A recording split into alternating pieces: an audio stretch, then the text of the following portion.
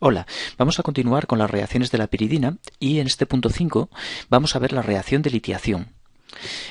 Vimos en vídeos anteriores que la piridina no podía alquilarse o acilarse sobre el anillo aromático, sino que las reacciones de alquilación y acilación tenían lugar sobre el átomo de nitrógeno.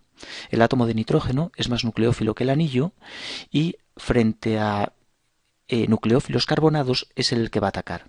Por ejemplo, si nosotros añadimos a una piridina yoduro de metilo, aunque le pongamos un ácido de Lewis como catalizador, no se observa la adición del metilo al anillo aromático. Reacción de sustitución electrófila no va a ocurrir, sino que se va a producir el ataque del par solitario del átomo de nitrógeno al yoduro de metilo mediante un mecanismo de tipo SN2 y se va a producir la reacción de alquilación pero sobre el átomo de nitrógeno, formando las famosas sales de piridinio.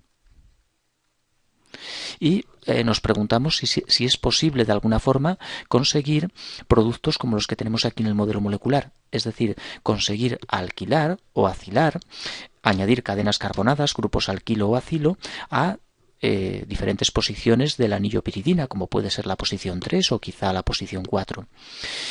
Bien, pues existe esta posibilidad y para ello previamente tenemos que realizar una reacción que se conoce como litiación y consiste en el reemplazo de un halógeno por un litio y para ello previamente a la piridina le tenemos que añadir un halógeno, un bromo, un cloro. Vamos a bromar por ejemplo la piridina.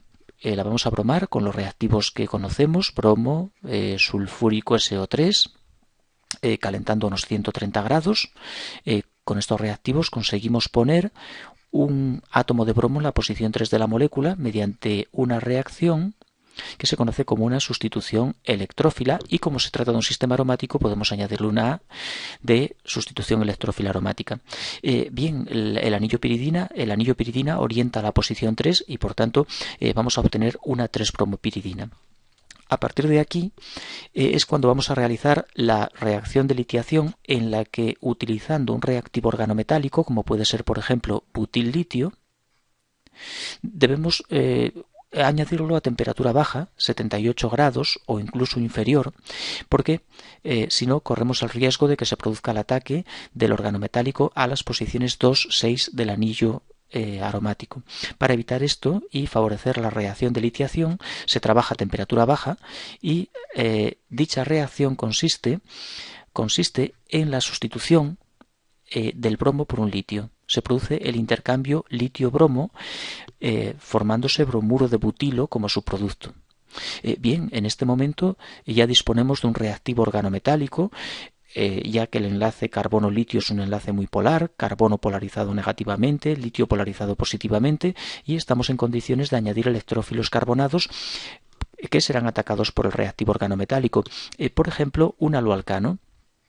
Bueno, con los aloalcanos hay que tener cuidado porque si no es yoduro de metilo, dada la enorme basicidad que presenta el organometálico, las reacciones de eliminación suelen predominar y no suele ser un buen método para introducir cadenas carbonadas, grupos alquilo que no sean que no sea un yoduro de metilo, pero tenemos otras opciones para conseguir añadir cadenas carbonadas, puesto que el organometálico no su reactividad importante no es frente a ataque a aloalcanos debido a ese inconveniente que es la competencia con las eliminaciones. Sin embargo, no nos plantea ningún problema el añadirle a este 3-piridinil-litio, no plantea ningún problema el añadirle, por ejemplo, reactivos como puede ser un aldehído, molécula de metanal, o cualquier aldehído o cetona. El organometálico atacará al carbono-carbonilo, la carga hacia el oxígeno, y ahí pues podemos ver cómo añadimos al anillo piridina y a su posición 3 en concreto, le añadimos la cadena del metanal, CH2 o menos, Li más. Si a continuación hacemos una etapa de medio ácido, agua ácida, pues conseguimos protonar el oxígeno del alcóxido para dar un alcohol Como podemos ver, estamos introduciendo cadenas carbonadas en el anillo piridina y resolvemos ese problema que teníamos con las alquilaciones y acilaciones que iban al átomo de nitrógeno. De esta manera, utilizando un reactivo organometálico como etapa intermedia, pues podemos conseguir alquilar y también acilar. Por ejemplo, si queremos añadir a la posición 3 de una piridina grupos acilo, como por ejemplo un acetilo, puede ser buena idea hacer que el organometálico ataque a un nitrilo. Los nitrilos son reactivos muy buenos para conseguir esto. Un reactivo organometálico ataca al carbono del grupo ciano muy polarizado positivamente. La carga pasa hacia el nitrógeno, obteniéndose la sal de una imina, y aquí el enlace formado, y posteriormente esta sal se protonará con una etapa de protones agua y a continuación formándose la imina, que en ese medio se hidroliza. Se hidroliza dejándonos libre el carbonilo y amoníaco. Esta es una forma de conseguir colocar grupos acilo. En este caso concreto añadimos un acetilo, pero podemos, eligiendo la cadena del grupo del nitrilo de forma adecuada, podemos añadir a esa posición 3 cualquier tipo de cadena. También podemos usar reductores como por ejemplo Wolff-Kishner o Clemensen, que permiten reducir el carbonilo alcano y por tanto introducir cadena carbonada. Un etilo se puede colocar de esta forma, realizando ahora una reducción del grupo carbonilo, por ejemplo con Wolff-Kishner, que es hidracina con sosa y calor. Podemos añadir electrófilos carbonados a otra posición de la piridina que no sea la 3, pues sí, tenemos la opción de colocar electrófilos carbonados, por supuesto, en posición 4 de un anillo. Si no son carbonados, tenemos también un vídeo en el que comento cómo se pueden colocar aquí electrófilos de tipo un bromo, un nitro. De hecho, para añadir aquí un electrófilo carbonado, primero tenemos que colocar ahí un bromo, así que vamos a repasar esas ideas que hemos visto. Para colocar en 4 un bromo, necesitamos emplear los N-óxidos, y para ello oxidamos la piridina, por ejemplo, con un oxidante como puede ser el MCPBA, el ácido metacloroperoxibenzoico. Nos va a permitir oxidar el nitrógeno de la piridina formando un N-óxido. Y si a continuación le añadimos bromo con un ácido de Lewis, como puede ser por ejemplo FeBr3 o simplemente en ácido acético, se puede lograr la sustitución del hidrógeno de la posición 4 por un bromo, mecanismo que tenemos en uno de los vídeos anteriores. Es una sustitución electrófila, pero un 4 porque se ve ayudada por la cesión del par del oxígeno, lo que hace que el anillo ataque a través de la posición 4 en lugar de a través de la posición 3, que es la posición típica para las S.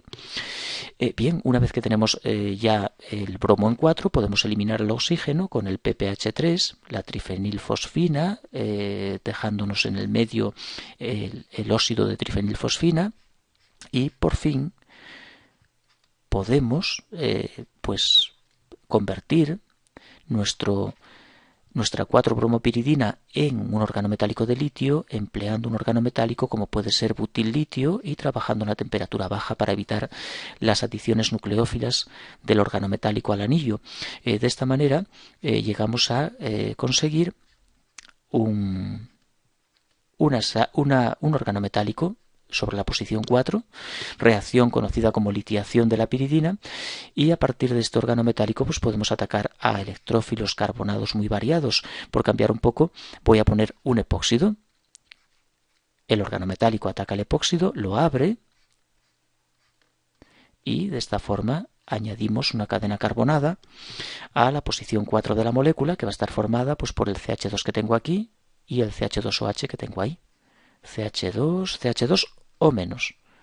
Li más, y como siempre, esa etapa de agua ácida, lo anterior debe llevarse a cabo en éter, por supuesto, ya que trabajamos con un organometálico. Por tanto, el disolvente tiene que ser algún tipo de éter, si no descomponemos esos organometálicos formados, y por fin llegamos a al producto final. Una cadena carbonada de este tipo resulta de la apertura de un oxaciclopropano.